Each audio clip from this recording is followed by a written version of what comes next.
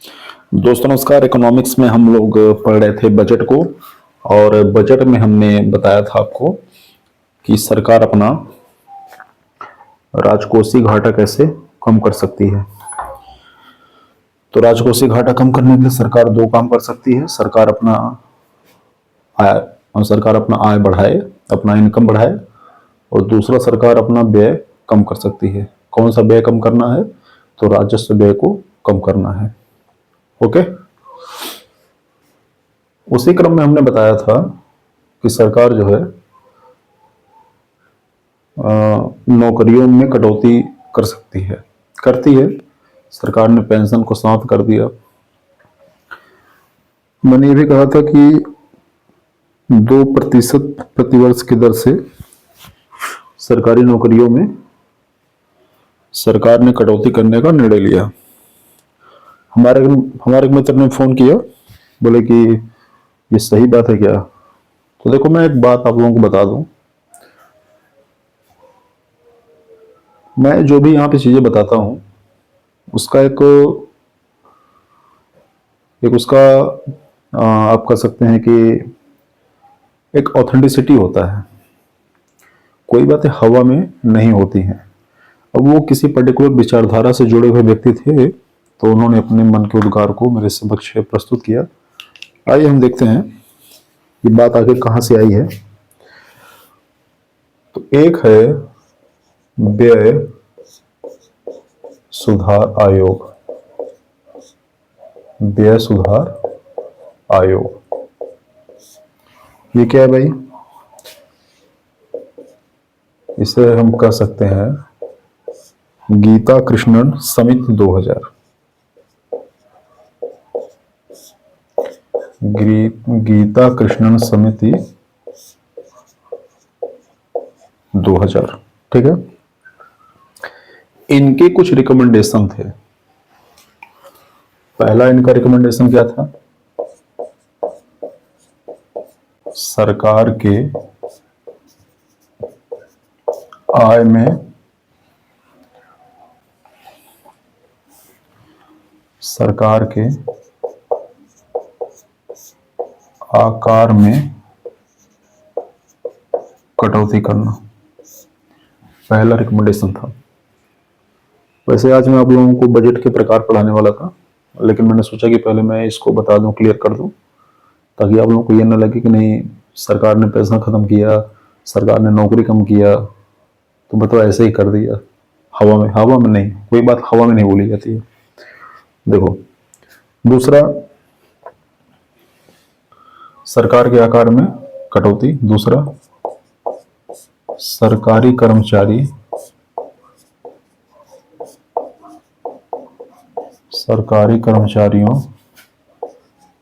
की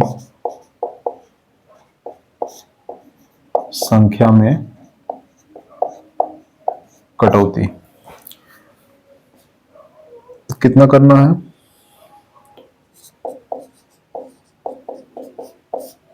5 वर्षों में 2% के हिसाब से, मतलब 2% प्रति वर्ष। तो 5% करेंगे तो टोटल कितना हो जाएगा? टोटल हो जाएगा 10%, ठीक है। और अगला क्या हुआ? अगले 5 वर्ष तक, मतलब जब तक संख्या में कटौती करेंगे, अगले 5 वर्ष तक कोई नया पद सृजित न हो, ठीक है। टारगेट है 10% सरकारी कर्मचारियों की संख्या में कटौती करना। 10% एक साथ नहीं करेंगे, 5% 2% करके 5 साल करेंगे, टोटल 10% हो जाएगा। और जब तक हम ये कटौती करेंगे, मतलब अगले 5 साल तक कोई नया पद सृजित नहीं होना चाहिए, ठीक है।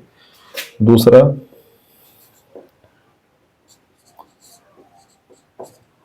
मंत्रियों की संख्या। तो मैंने उस दिन भी बताया था कि मंत्रियों की संख्या को तार्किक ढंग से कम करना है।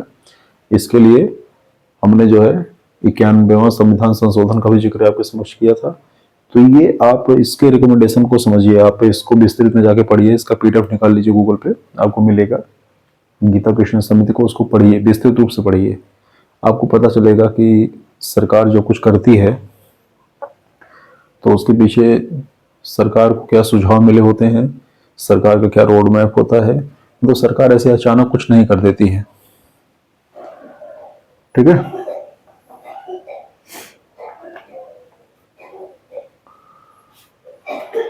व्यय को कम करने के लिए सरकार ने एक और स्कीम निकाला जिसे कहते हैं स्वैच्छिक सेवानिवृत्ति। इससे भी सरकार का व्यय जो है वो थोड़ा सा कम हो जाता है। इसे इंग्लिश में बोलते हैं गोल्डन हैंडशेक। इसे क्या बोलते हैं? Golden handshake. ये क्या भैया, गोल्डन हैंडशेक क्या है? देखो, मान लो किसी व्यक्ति की उम्र हो गई है 55 साल, इसकी नौकरी कितनी बची है? 5 साल, ठीक है। तो आप लोगों ने देखा होगा किसी भी सरकारी कर्मचारी का रिटायरमेंट के समय में उसका वेतन बहुत ज्यादा होता है। तो मान लो इसकी सैलरी कितनी है? इसकी सैलरी है 1 लाख रुपए पर मंथ। तो साल भर का कितना हुआ? 12 लाख।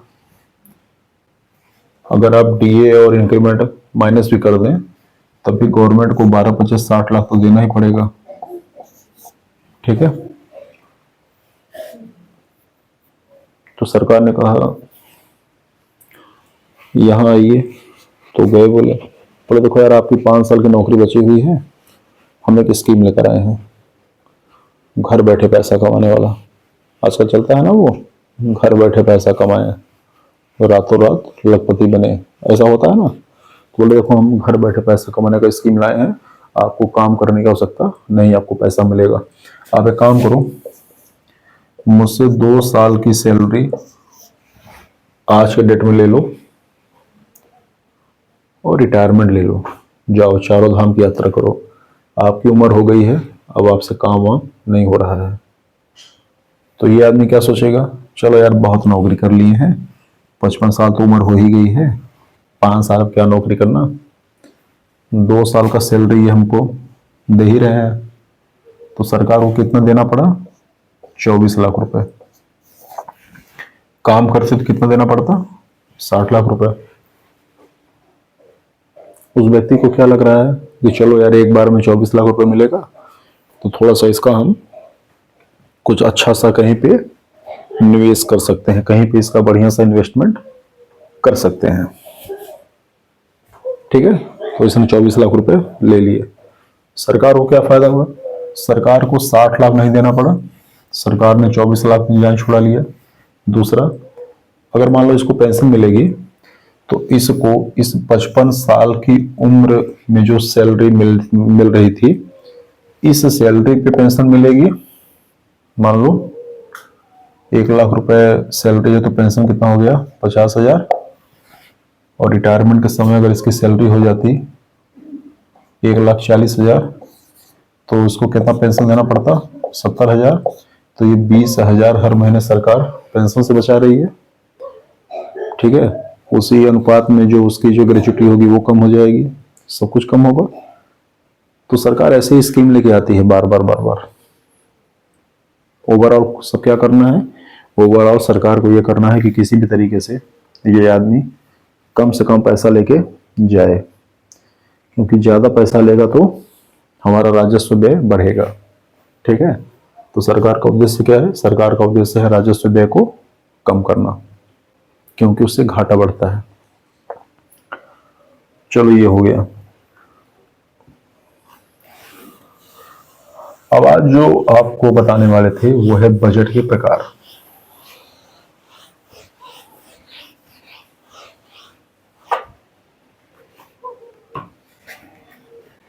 लिखेंगे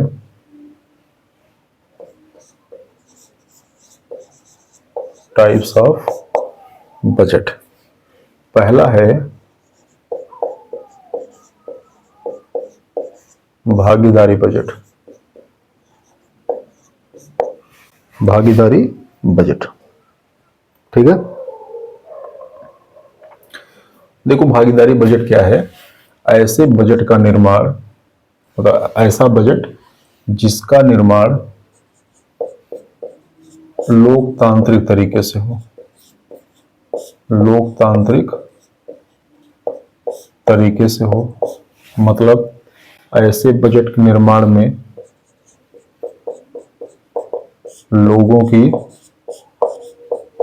राय ली जाए। ऐसा बजट कहाँ होता है? ऐसा बजट होता है गांव में। आपने सुना होगा 73वां संविधान संशोधन और 74वां संविधान संशोधन, मतलब पंचायतों को संवैधानिक स्थिति प्रदान की गई। ठीक है, तो गांव का जो मुखिया होगा वो पंचायत भवन पे गांव के लोगों को इकट्ठा करेगा, बोलेगा बताओ भैया इस साल क्या क्या काम होना चाहिए। अब ज्यादा लोग हैं तो ज्यादा लोग अपना काम बताएंगे। ऐसे समझो, मान लो पंचायत न होता तब क्या होता? तब एक केंद्र की सरकार होती। केंद्र की सरकार में मान लो 15 लोग हैं, और 15 लोगों ने सारा योजना बना दिया, सारी प्लानिंग बना दी, सारे बजट का आवंटन कर दिया। तो भारत में कितने गांव हैं? 6,40,000 गांव है। 15 लोगों ने 6,40,000 गांव के लिए बजट आवंटित कर दिया, बजट बना दिया, योजना बना दिया। ठीक है, अब सरकार ने कहा कि हर गांव में चुनाव होगा, पंचायत बनेगा, एक प्रधान होगा और मान लो 9 उसके क्या होंगे? वार्ड मेंबर होंगे। तो एक प्रधान और 9, कम से कम 9 वार्ड मेंबर। 9 से ज्यादा हो सकते हैं, 13 हो सकते हैं, 11 हो सकते हैं, 15 हो सकते हैं। तो मैं 9 मान के चल रहा हूं। तो ये टोटल कितने हो गए? 10। अब 10 लोग गांव में बैठेंगे, हर गांव में 10 लोग बैठेंगे और अपने गांव के विषय में चर्चा करेंगे कि हमारे गांव की क्या आवश्यकताएं हैं, कौन सा काम होना चाहिए, किस पे कितना बजट लगेगा। ठीक है, अब देखो 6,40,000 गांव है, एक गांव में बैठ रहे हैं 10 लोग, तो 10 से कट दिया गुणा, कितना हो गया? 64 लाख। कितना हो गया? 64 लाख। ये 64 लाख लोग 6,40,000 के लिए योजना का निर्माण कर रहे हैं। पहले कितने लोग करते थे? 15 लोग। तो कहां 15 लोग और कहां 64 लाख, है कि नहीं? तो ये क्या है? ये बजट के निर्माण में लोगों की भागीदारी बढ़ गई। अब सिर्फ 15 लोग पूरे भारत के गांव का बजट नहीं बनाएंगे, योजना नहीं बनाएंगे, कितने लोग बनाएंगे? कोई तुलना ही नहीं है। कहां 64 लाख, कहां 15। ठीक है, तो ज्यादा ब्रेन लगेगा, ज्यादा लोग दिमाग लगाएंगे तो ज्यादा अच्छी तरीके से चीजें निकल के आएंगी। 73वें और 74वें संविधान संशोधन का यही उद्देश्य था कि जन भागीदारी को बढ़ावा मिले, बजट के निर्माण में, योजनाओं के निर्माण में ज्यादा से ज्यादा लोगों को सम्मिलित किया जाए। क्लियर?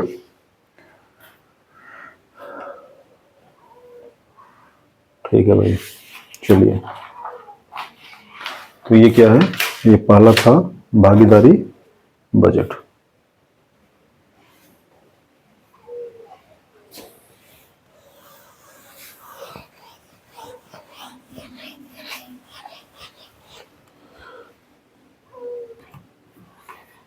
एक होता है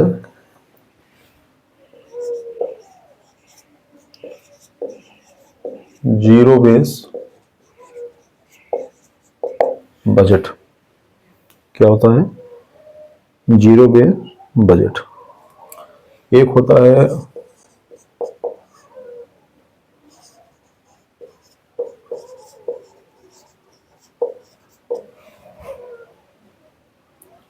आउटकम बजट।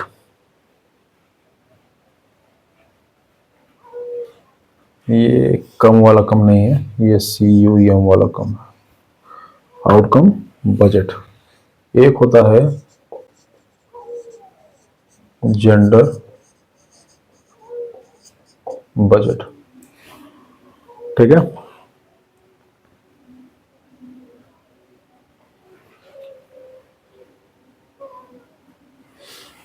चलो देखो क्या होता है, देख लो भाई एक तरीके से। जीरो बेस बजट को हम कहते हैं शून्य आधारित बजट। क्या बोलते हैं? शून्य आधारित बजट। अब ये क्या है ऐसे समझो, इन्होंने कहा कि ये जो बजट है ना, ये जो बजट है, ये इसमें एक तकनीकी दोष है। तकनीकी दोष क्या है? तकनीकी दोष ये है कि जो अगले साल का बजट है,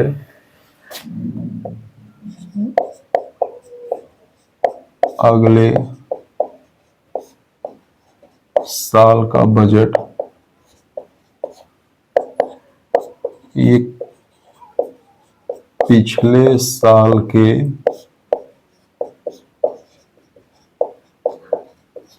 बजट पर आधारित है। यही इसकी तकनीकी दोष है, ठीक है।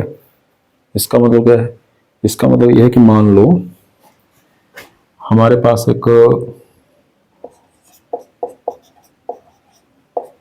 कोयले की खदान है और हमने अनुमान लगाया कि इस साल 600 मिलियन टन कोयले का उत्पादन हुआ, तो अगले साल हम 650 मिलियन टन कोयले का उत्पादन कर लेंगे। ये अनुमान है। लेकिन ये बताओ, इस 600 मिलियन टन कोयले के उत्पादन में जो मशीनें लगी हैं, जिन मशीनों की बदौलत हम 650 मिलियन टन उत्पादन के लिए टारगेट रखे हुए हैं, क्या ये मशीनें कमजोर नहीं होंगी? क्या ये मशीनें उसी क्षमता से अगले साल भी काम करेंगी? तो इसका उत्तर है नहीं।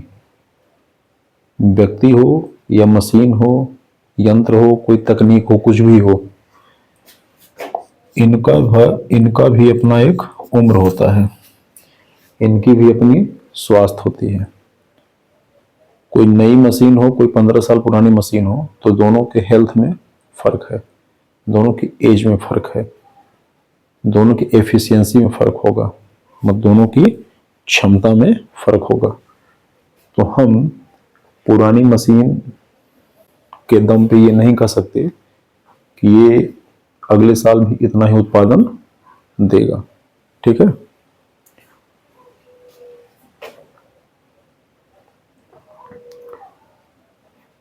अगली बात देखो क्या है, शून्य आधारित बजट के निर्धारण में इसमें विगत वर्ष के आंकड़ों पर ध्यान नहीं दिया जाता। मान लो मनरेगा है, क्या है? मनरेगा, और पिछले साल मनरेगा पे 60,000 करोड़ का बजट आवंटित हुआ। तो ये कह रहे हैं कि जीरो बेस बजट में हमें इससे मतलब नहीं है कि मनरेगा में पिछले साल 60,000 करोड़ खर्च हुआ तो इस साल कितना होगा, नहीं। हम पिछले वर्ष के आंकड़ों पर कोई ध्यान नहीं देंगे, हमें सिर्फ इस बात पे ध्यान देना है कि मनरेगा पर बजट आवंटित होगा या नहीं।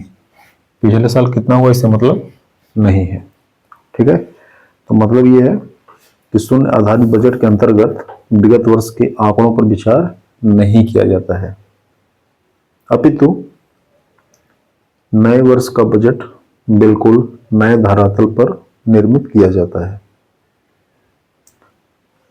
इसमें एक बात और समझ लीजिए जीरो बेस्ड बजट में इस बात पर हम कोई गौर नहीं देंगे कि पिछले वर्ष के व्यय में कितनी वृद्धि या कटौती की जाए।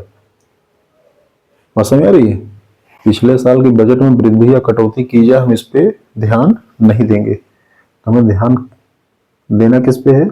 हमें ध्यान इस पे देना है कि इस वर्ष के जो व्यय है, जो मद है, इसे हम आगे जारी रखें या न रखें। मतलब मनरेगा पे कितना बजट आवंटित हुआ, कमी होगी, वृद्धि होगी, में इससे मतलब नहीं है, हम इस पे गौर नहीं करेंगे। हम गौर इस पे करेंगे कि मनरेगा को कंटिन्यू करना है कि नहीं करना है। ओके, तो ये था जीरो बेस्ड बजट। अब अगला आता है आउटकम बजट।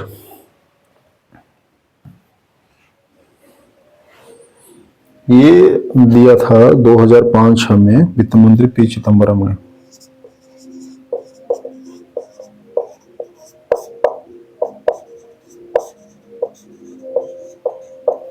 वित्त मंत्री पी चिदम्बरम ने दिया था। देखो ये बोलते क्या है, इन्होंने कहा कि बजट के दो भाग होते हैं। एक होता है बजट का भाषण, जो जनता ने सुना, और दूसरा होता है बजट का प्रभाव, जो जनता पर पड़ा। ठीक है, बजट का भाषण कल पढ़ा गया, कल बजट जो है प्रस्तुत कर दिया गया। उसमें बहुत बड़ी बड़ी बातें भी कही गई सरकार द्वारा। अब बात यह है कि बजट के भाषण में जितनी बातें कही गई थी, बजट का विधेयक जो सदन में प्रस्तुत किया जाएगा, क्या वो सारी बातें उसी रूप में सदन द्वारा स्वीकार कर ली जाएंगी? क्या उसमें कुछ संशोधन हो सकता है? बिल्कुल होगा। इतना बड़ा विधेयक है, इतनी चर्चा होगी, तो कुछ न कुछ तो संशोधन होगा ही उसमें। तो जब संशोधन होके चीजें एकदम फाइनलाइज रूप में हमारे सामने आ गई, बन गया, तो क्या फिर वो जनता को पढ़ के सुनाया गया? नहीं सुनाया गया। हमें क्या सुनाया गया? हमें सुनाया गया है भाषण। अरे वो समय, जैसे मान लो सरकार ने कहा बजट में कि हम बेरोजगारों को 1,000 रुपये महीने देंगे, तो ये बजट का भाषण है, ताली बज गई। लेकिन अगर ये किसी कारणवश सरकार को इस पर रोल बैक करना पड़े,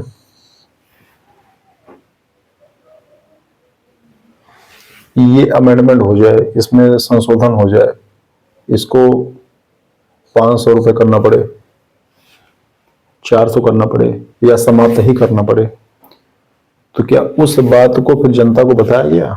तो नहीं बताया गया। ये क्या है? ये प्रभाव है।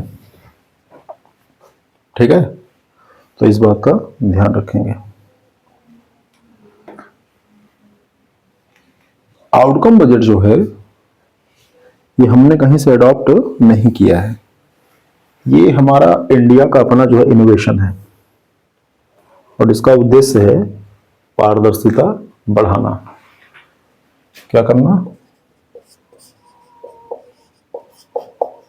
पारदर्शिता बढ़ाना। कायदे से तो वित्त मंत्री को 2 बार भाषण पढ़ना चाहिए। एक बार बजट जो प्रस्तुत हुआ, और दूसरी बार कब पढ़ना चाहिए? जब वो सदन से पास हो गया। पास हो गया तो वो भी पढ़ के सुनाना चाहिए कि देखो भैया, हमने ये बोला था और ये पास हुआ है। ठीक है ना? तब इससे जनता को लगेगा। क्लियर? नोट कर लीजिए।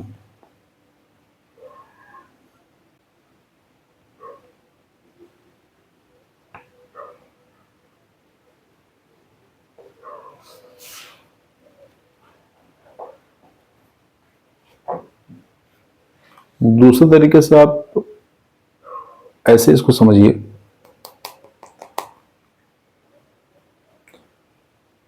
कि बजट के पहले सरकार इकोनॉमिक सर्वे जारी करती है। तो इकोनॉमिक सर्वे क्या है? इकोनॉमिक सर्वे वो पिछले वित्तीय वर्ष का डेटा है, आंकड़ा है, और लगभग वही आंकड़ा सही भी होता है। तो अभी हम आउटकम बजट का पार्ट मान सकते हैं। कैसे मान सकते हैं? कि ये हमारी घोषणाएं थी और हम इस टारगेट को लेके चले थे और यहां तक पहुंचे हैं, ये हमने अचीव किया है। ठीक है, चलो अगला देखो भाई।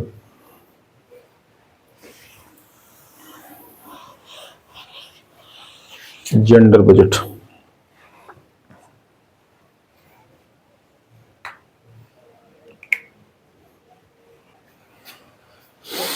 ये कहते हैं जेंडर बजट में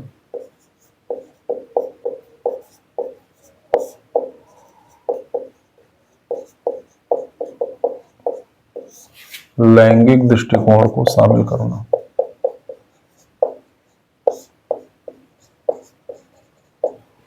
बजट में लैंगिक दृष्टिकोण को शामिल करना। अब 2005-06 का जो बजट था भारत में, वो क्या था? वो फर्स्ट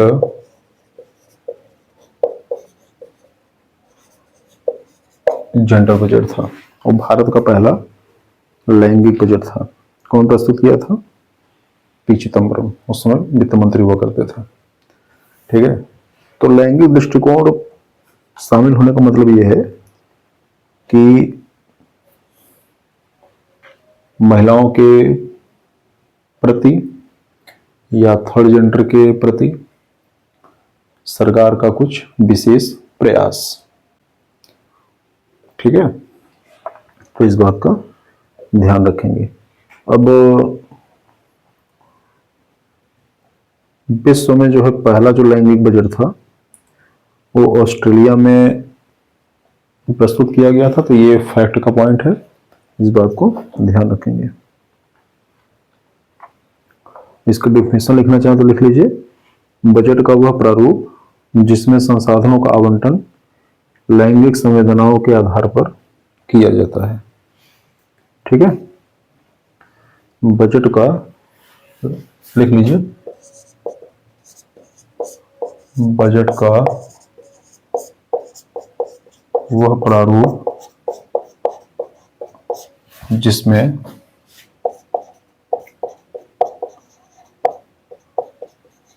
संसाधनों का आवंटन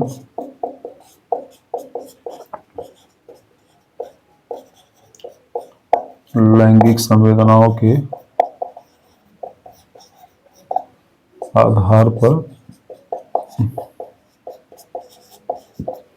किया जाता है। ठीक,